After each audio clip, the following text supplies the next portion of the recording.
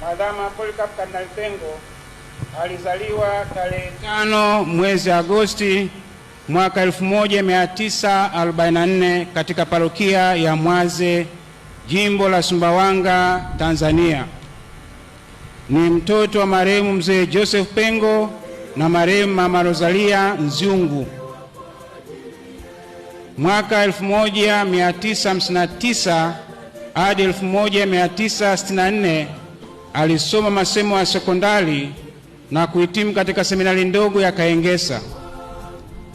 Mwaka 1965 hadi 1967 alisoma na kuhitimu masomo ya falsafa katika seminari kuu ya Kipalapala. Mwaka 1968 hadi 1971 alisoma masomo ya teolojia katika seminari hiyo hiyo.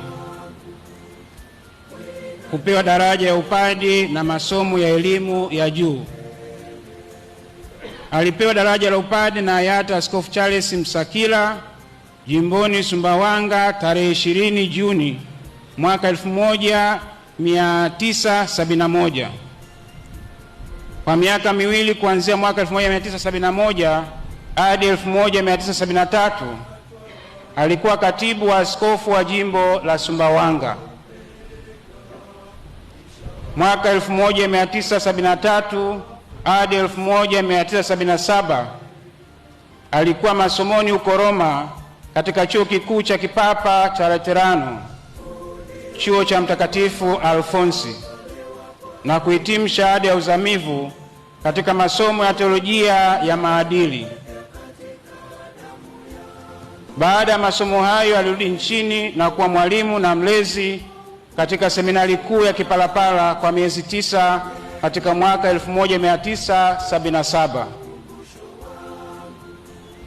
Baadaye aliteuliwa kuwa gambera wa kwanza wa seminari kuu ya Segerea, wadhifa aliokuwa nao kuanzia mwaka 1978 hadi mwaka 1983. Kupewa daraja la uaskofu. Baba Mtakatifu Yohane Paulo wa Pili alimtangaza kuwa askofu wa jimbo la Nachingwea tarehe 11 Novemba mwaka 1983 na kumpa uaskofu tarehe 6 Januari mwaka 1984. Tarehe 17 Oktoba mwaka 1986 alitangazwa kuwa askofu wa jimbo la Tunduru Masasi na alifanywa rasmi kuwa askofu wa jimbo hilo tarehe 12 Februari mwaka 1987.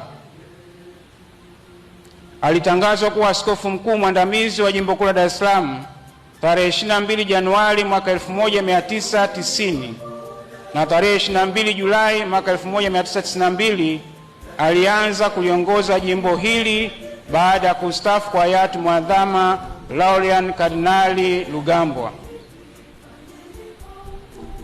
Kupewa ukardinali. Tarehe 22 Februari mwaka 1998 alipewa ukardinali na Baba Mtakatifu Yohane Paulo wa Pili. Majukumu mengine ya mwadhama. Mwaka 2007 hadi 2013 alichaguliwa kuwa rais wa Baraza la Maaskofu wa nchi za Afrika Mashariki na Madagaskar. Mwadhama Polycarp Kardinali Pengo aliongoza jimbo kuu la Dar es Salaam kuanzia tarehe 22 Julai mwaka 1992 hadi tarehe 15 Agosti mwaka 2019 alipostaafu rasmi na kumwachia nafasi hiyo Mhashamu Askofu Mkuu Yuda Tadei Luaichi OFM Cap, ambaye hadi sasa ndiye askofu mkuu wa jimbo kuu la Dar es Salaam. Leo hii tarehe 20 Juni